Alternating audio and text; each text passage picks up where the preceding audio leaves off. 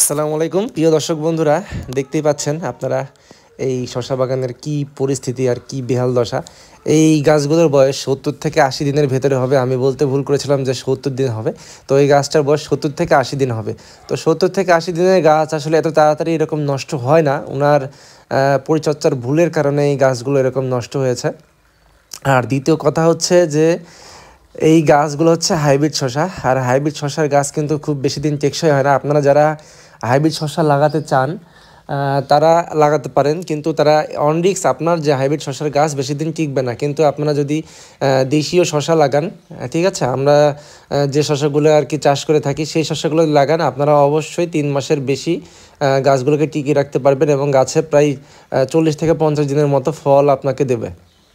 আচ্ছা, এখন এই যে সমস্যা, এটা হচ্ছে আসলে গাছের বয়সও হয়নি ওরকম এইরকম হওয়ার মতো, কিন্তু গাছের রোগ লেগে গেছে। দেখেন এই যে এই পাতাগুলো দেখতেই পাচ্ছেন, এগুলো কিন্তু একবারে ডাউনি মিল্ডু রোগের যে লক্ষণ, সেই লক্ষণ অনুযায়ী কিন্তু এই পাতাগুলো এরকম হয়েছে। দেখেন সবুজ পাতাও কিন্তু গাছে রয়েছে। যদি গাছ বয়স হতো তাহলে কিন্তু পুরো গাছে একবারে নষ্ট হয়ে যেত, একদম মানে আর কি বুড়ো হয়ে যেত, কিন্তু এগুলো সেরকম না। এগুলো হচ্ছে ডাউনি মিল্ডুর অ্যাটাকের ফলে এরকম হয়েছে।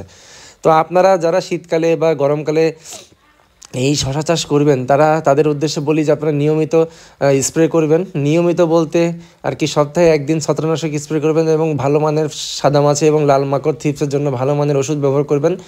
তাহলে